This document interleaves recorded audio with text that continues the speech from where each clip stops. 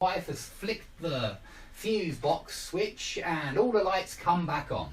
But yeah, it's normally when you have had nothing to do with it. You say, oh, the lights suddenly came on. How did that happen? Or your computer could do it as well, maybe. Maybe your cat's in the room and it jogs the mouse, and because the mouse has been moved, it's been jogged, the computer will come on automatically. And so you say, hey, why did the computer come on? Ah, the cat turned it on. Okay. Now, if you log on, you simply go online, you log on, or you go onto that web page, and you can log off as well when you come out of the sign out is very often used as well. Sign in, sign out, I see on a lot of websites. But yeah, basically log on and log off. I think it used to be just for the very first screen on a computer, but think of it as sign in, sign out, log on, log off. If you set up some new software, you install some new software. So I bought a new printer yesterday, and I set it up last night, and there were problems basically with the promotion which they were offering, and I quite liked the sound of the promotion. It was quite cheap to get new ink. I want to do a lot of printing this year, and yeah, I had to call them just in order to set up this particular promotion deal where I get ink delivered to me. Okay, if something fades in and fades out, if it fades in, it gradually comes in, and if it fades out, it gradually comes out. Now, this could be about music or pictures.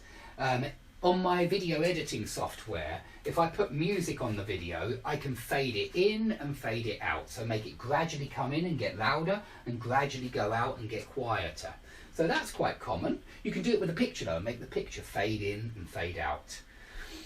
If something wipes out your hard drive, it means completely destroys all the information on your hard drive.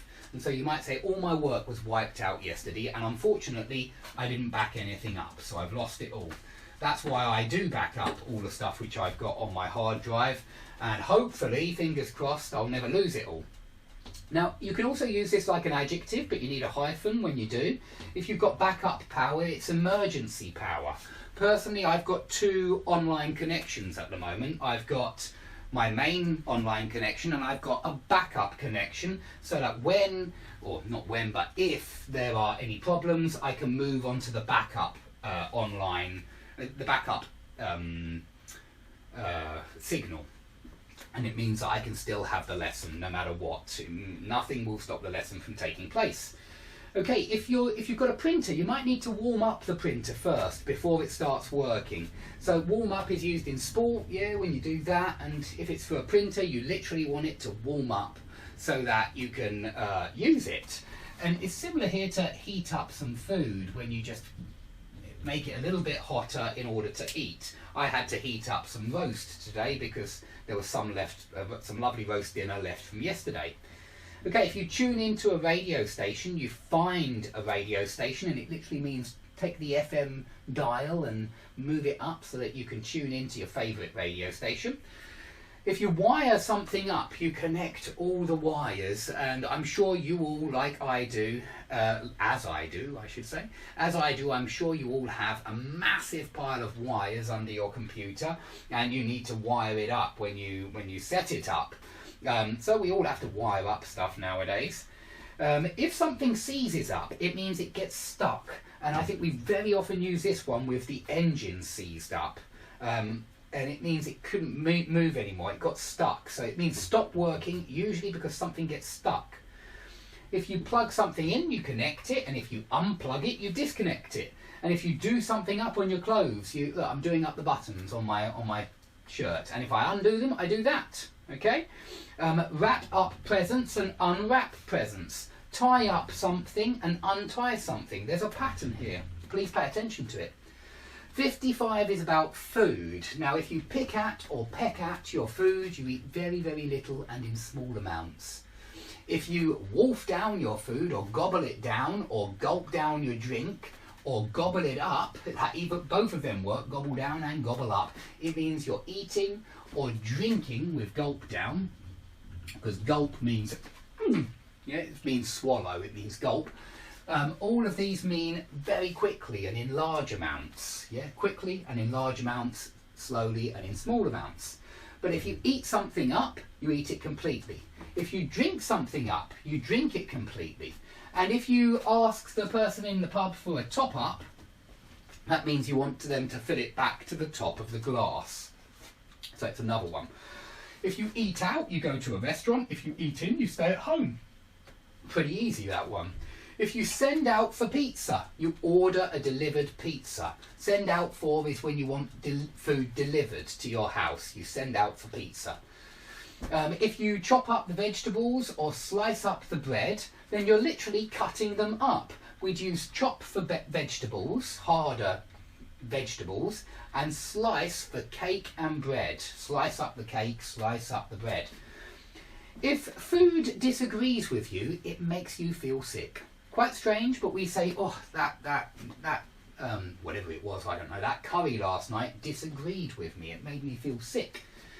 If you cut something out, then you give it up. I think we've done this already. Your doctor might say you need to cut out all these very fatty foods. You need to cut out all these fry-ups. You need to give up smoking, blah, blah, blah.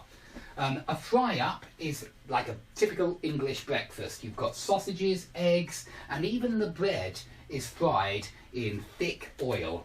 My dad used to love a good fry-up. He always had fry-ups for breakfast and lunch. Okay, if something fills you up, it makes you feel full. Yeah, some food is very filling and it fills you up, and you can say, oh, I can't eat anymore. I'm completely full up. Okay. Put on weight means to get fatter, simply to put on weight, but this is quite a formal way of saying it. Not very formal, but it's neutral. But it's more formal than, stuff your face or something like that. It's not really stuff your face. It means increase your weight. It means get fatter. If you wash your food down, it means you take a drink in order, maybe the food is stuck a little bit in your throat and you decide, oh, I need to wash that down. And you wash it down with some liquid. It helps it go down your throat, so it helps you swallow. If you drink to someone's health, or if you drink to the happy couple, or if you drink to someone's happiness, you're making a toast to them and raising your glass, and everybody else raises their glass and maybe stands up while they listen to your toast, and you drink to their health or you drink to their happiness. If you're eating soup, you may like, as I do, dipping your bread into the soup. I always dip my bread into the soup and I think it's much tastier.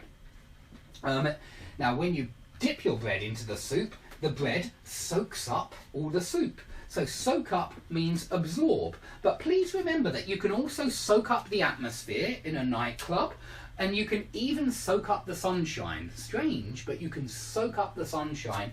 When you go sunbathing, you obviously soak up a lot of sunshine.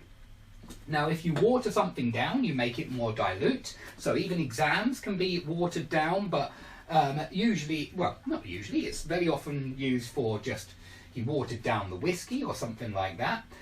And if you're cooking food, you might leave the saucepan on the hob and the food starts to boil, and in the end it spills over the soup maybe. It spills over the saucepan edge, in which case it boils over, it goes over the edge. But this one can certainly be used with conflict and violence. Conflict has spilled over the border, something like that, conflict has spilt over the border. You can also say that violence is, no, not boiling over actually, no, violence has spilt over into neighbouring towns, something like that.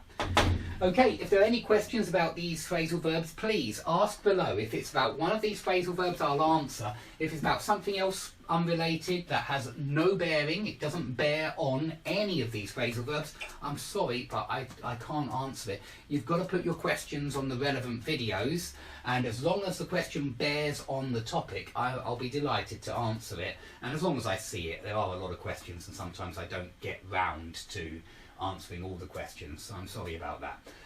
Okay, thanks everyone for watching. I hope to see you all soon, and please like the video if you've enjoyed it. Thanks a lot.